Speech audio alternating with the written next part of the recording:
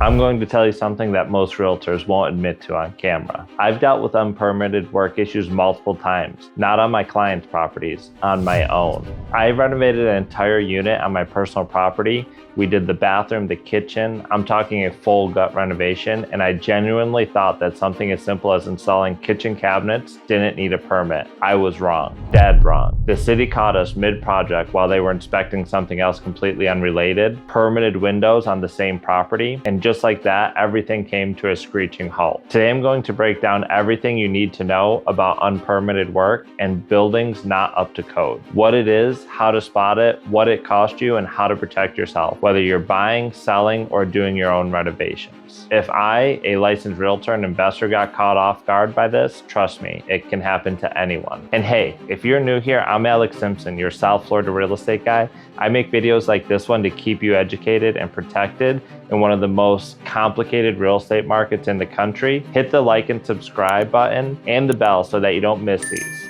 All right, let's get into it. Let's start from the beginning. What exactly is unpermitted work? Anytime you make a structural, mechanical, electrical, or plumbing change to a property, the city or county typically requires you to pull a permit. That permit triggers an inspection process. A licensed inspector comes out, verifies the work was done correctly and safely, and signs off on it. When that process doesn't happen, that's unpermitted work. Now here's where people, including myself, get tripped up most. Most homeowners assume permits are only for the big stuff, additions, new rooms, major structural work, but that is not the case, especially here in South Florida. Let me give you a quick list of things that actually do require a permit that most people don't realize. Kitchen remodels, yes, even cabinet replacements, bathroom remodels, electrical panel upgrades, or any new circuits. Plumbing changes, water heater replacement, HVAC installation replacement, ceiling fans, yes, really. Fences, windows and doors, pools and screen enclosures, even tree trimming and removal. You know what does not typically require a permit? Painting and flooring. That's about it when it comes to interior work. Everything else needs a permit. I want to get real with you for a second because this isn't just a legal or financial issue for me. It was genuinely one of the most frustrating experiences I've ever been through as a property owner. We bought a property that had been an eyesore in the neighborhood for years. I'm talking a decade of neglect, overgrown, run down, one of those houses that brings down the entire block. And when we came in and invested our money and our time and our energy with the genuine goal of improving the community and fixing it up and making the neighborhood proud, the moment the city caught wind of what we were doing, it felt like an all-out war. I remember thinking, you let this building sit and deteriorate for 10 years, and now that someone is actually trying to make it better,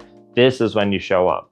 It felt backwards. It felt deeply unfair, and honestly, it bothered me in a way I didn't expect. Now I say all of that, and I still have to be honest with you from the other side of it. The city isn't always the villain in this story. Poor electrical work is a fire hazard, full stop. People have died because wiring was done incorrectly by someone cutting corners. Plumbing done wrong can cause mold, flooding, structural damage. The permit and inspection process, as painful as it exists because people's safety is genuinely on the line. So do I still think the system could be friendlier to property owners trying to do the right thing? Absolutely. But do I also understand why it exists? 100%. And going through this personally gave me a perspective I never would have had otherwise. Okay, so now let's talk about what this means if you're a buyer, because this is where I get really passionate. A seasoned agent or investor who knows what they're doing, they can walk through a property and start picking up on red flags pretty quickly. After dealing with these issues multiple times on my own properties, I've developed an eye for work that just doesn't look right. And sometimes it's not even the big stuff. It's the small details that give it away. Let me drop a few quick ones. No outlet on a kitchen island, not code. Outlet spaced too far apart, not code. Something as simple as a standard outlet where it doesn't have the tamper-proof outlet, that's a fail on an inspection. An ungrounded outlet, fail. These are tiny things that most buyers walk right past, but to a trained eye, they're red flags that tell you the electrical work was either done by someone who didn't know the code or done without ever intending to have it inspected. After dealing with these issues on my own property, I can walk into a house and feel pretty quickly when something isn't right. Things that feel off, finishes that don't match, additions that weren't quite built to the same standard as the rest of the house. But here's the thing, not every buyer has that eye, and in South Florida especially, we see a ton of buyers relocating from out of state. Someone moving down from New York or Chicago buying their dream home, excited about the weather and the lifestyle, they're not thinking about whether that beautiful renovated kitchen was permitted. They trust that everything is above board, and unfortunately, that trust can cost them tens of thousands of dollars. Here's what can happen when you buy a property with unpermitted work. The city can require you to tear out the work entirely, even if it looks perfect. You may be required to bring everything up to current code, which may be more expensive than the original work itself. This can easily run you around $10,000 to $30,000 or much higher. It can create issues with the homeowner's insurance. They can deny claims related to the unpermitted work. It can kill your sale when you go to resell it. The next buyer's lender may flag it. It can affect your property appraisal. Unpermitted square footage often can't be counted. In some cases, you inherit open permits or violations from the previous owner. And I want to hit that last point hard because this is one that catches people off guard. When you buy a house with unpermitted work, you inherit those issues, period. I hear people say all the time, well, it wasn't me who did it, so I'm safe. No, you are not. The moment you close on a property, it is now your problem to fix. And you might be thinking, okay, fine, I won't fix it. I'll leave it alone and deal with it later. That's also not really an option. The city can put a lien on your property, and in some cases, fines accumulate daily. I have personally seen fines reach up to $1 million against a single property. You read that right, $1 million. In liens and fines on a house someone thought they could just sit on. Do not let that be you. And here's one more thing people don't realize. Once violations are on record, you typically cannot pull a homeowner permit to solve them. In most cases, you are now required to hire a licensed contractor to pull the permit on your behalf. That adds cost, it adds time, and it removes the ability to do it yourself. This is why catching these issues before you buy is so critical. And here's the kicker. In most standard real estate contracts, unpermitted work is something sellers are supposed to disclose, but not everyone does. And not every agent knows to look for it or ask about it. So how do you actually protect yourself? Here's what I do and what I walk my clients through. Working with the most knowledgeable agent possible seems like a no-brainer.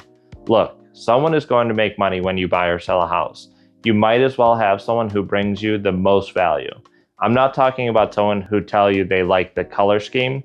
I mean someone who's going to walk in a house and tell you about a $50,000 issue before you see the second bathroom. Here's a few tips and steps. Pull the permit history. Every city and county has public record for permits. Here in South Florida, you can go to the local building department website, search the property address.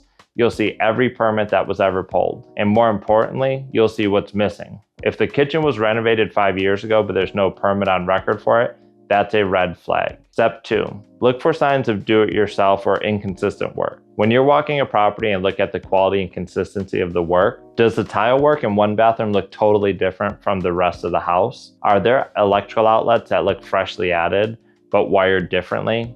Is there an addition that doesn't quite match the roof line or the original structure? These are all things I look for. And here's a story that I think really puts this in perspective. On one of my last properties, the city came out specifically to inspect my kitchen cabinets. That was it. That was the purpose of the visit. Next thing I know, the inspector's outside with a measuring tape, checking how far apart the fence posts were, trying to tell me I needed to remove the fence entirely. That's how it works. Once they are on your property and looking around, there are really no limits to what they can flag. The scope of the inspection can expand in the ways you never anticipated. Step 3, check the property sketch and the tax records. The county property appraiser has a sketch of the property on file, the official square footage and the layout. If you're standing in a house with an extra room or a converted garage, that isn't reflected in those records. That space was likely added without permits. Step 4, ask directly and watch the reaction. Ask the seller or the listing agent directly. Is there any unpermitted work on this property? A disclosure-savvy seller will have this documented. An uncomfortable pause or a vague answer tells you something. Step 5, hire the right inspector. A great home inspector is worth their weight in gold.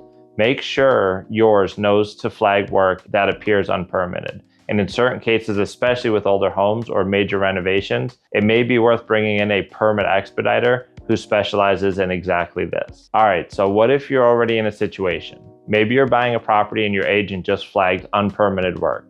Maybe you already own the property and you're finding this out now. Here's the honest truth.